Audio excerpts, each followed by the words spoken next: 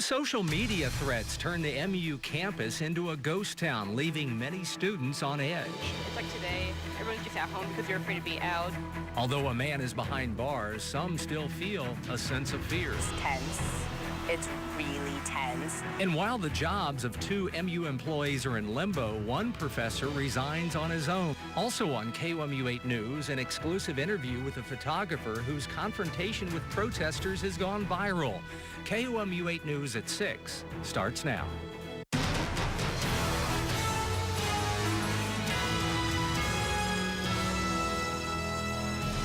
The man accused of making threats against black students at MU is now behind bars. Good evening, I'm Brittany Pieper. And I'm Jim Rick. Thanks for joining us. The threats were found on the anonymous social media app Yik Yak last night.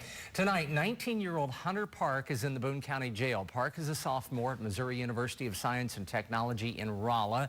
University police went to Rolla early this morning to make the arrest and bring him back to Columbia. Park's post said, quote, "I'm glad to stand my ground tomorrow and shoot every black person I see."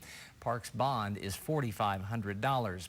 Yik Yak issued an apology following last night's post. The app creators said, quote, "It's our hope that the range of discussion on MU's campus can help to bring about positive resolution and a better understanding within the community. But there's a point where discussion can go too far, and the threats that were posted on Yik Yak last night were both upsetting and completely unacceptable."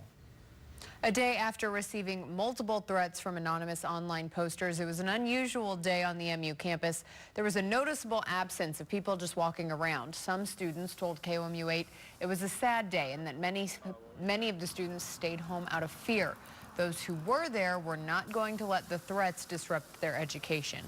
Personally, I was scared, but I still had classes going on and I still had to go to them because my professors are strict with like taking attendance and things like that. I knew I was going to go to class. I am really intense about my education. I really believed all of this was just an empty threat. Other students expressed concern about MU's response to the threats Tuesday night. To see the statement MU released today and more coverage of the situation on campus, you can go to our website, KOMU.com. You've all seen it, a video that's gained national attention. Now a journalist is talking to KOMU about trying to be at the right place at the right time. KOMU 8's Colin Ruane is here in the studio with reaction from the student who was hoping to document history. And that video really started it all. It showed at least 2 MU employees asking reporters to remove themselves from public property. MU student Tim Tai was in the video and was that journalist seen there. Today I spoke to him for his first on-camera interview since Monday's confrontation.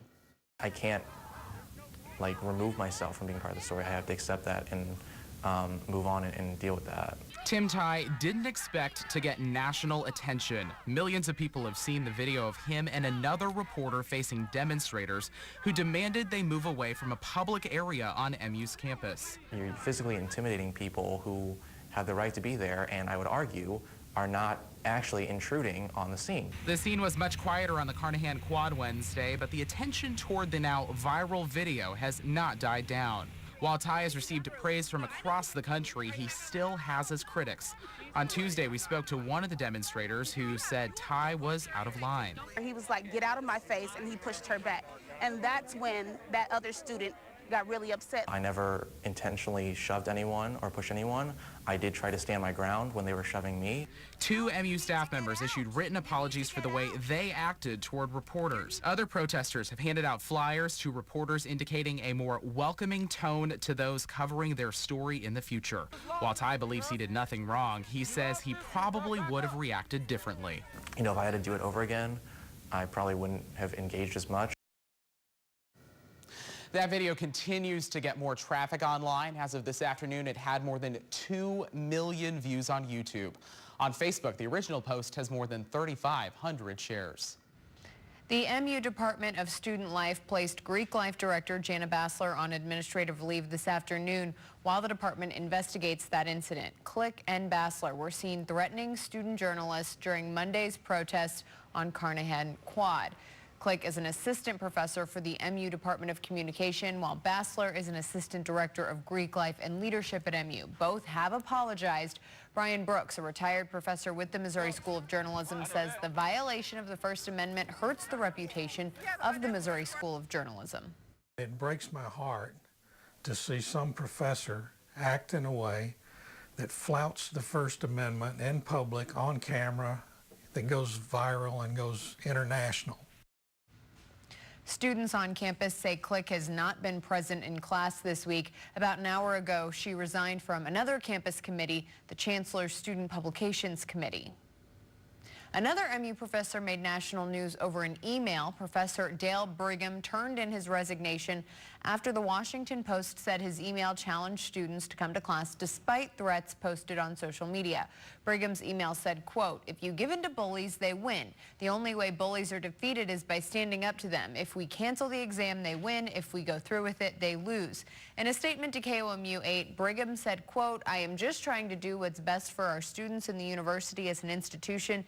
If my leaders think that my leaving would help, I am all for it." However, while he did submit his resignation, leadership has not accepted it. Strong storms leaving mid-Missouri. We have team coverage. Let's send it over to Kenton at the live Doppler 8 First Alert Weather Center. Kenton? Jim, thank you very much. We've been tracking this really since Sunday, but certainly all afternoon as well. This cold front here bringing some showers and thunderstorms through the area.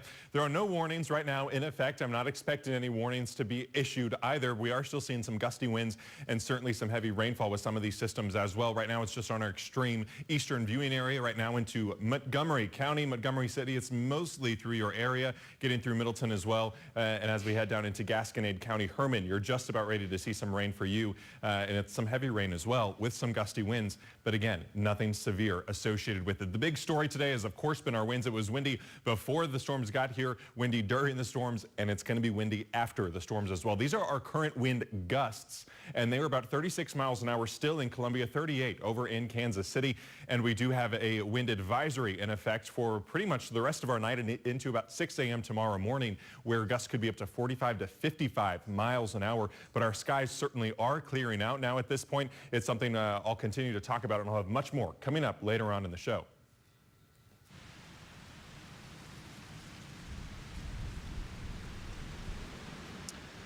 Yeah, I'm live standing out in Salisbury. This is out in Sheraton County. Behind me is a 30 to 40 foot tree outside that is downed thanks to thunderstorm winds from earlier today. Now, these storms rolled through between about 4 and 5 o'clock this afternoon.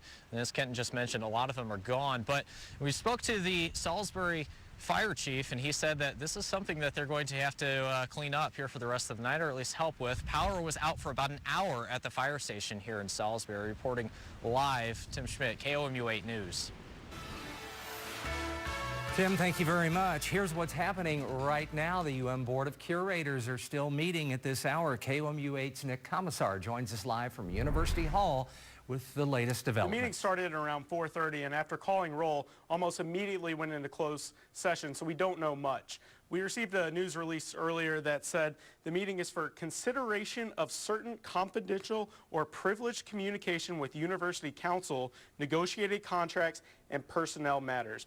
And what we do know is that a spokesperson with the MU system said yesterday that the board hopes to name an interim president to replace Wolf within the next few days. We will continue to monitor the meeting, and we will be back at 9 and 10 with the latest. Reporting live from University Hall, Nick Commissar, KOMU 8 News. There won't be many MU Army cadets in uniform this week. Only a few wore their uniform for Veterans Day. An MU professor of military science says he made the decision in response to a threat on the VFW and the social media uproar Tuesday. Other ROTC programs say they will not comment on the issue of uniforms at the time. MU Air Force ROTC leadership says it is waiting for further information from higher-up authorities before speaking to reporters. And on this Veterans Day, mid-Missouri youngsters show their appreciation. That's after weather. Never be surprised by the weather.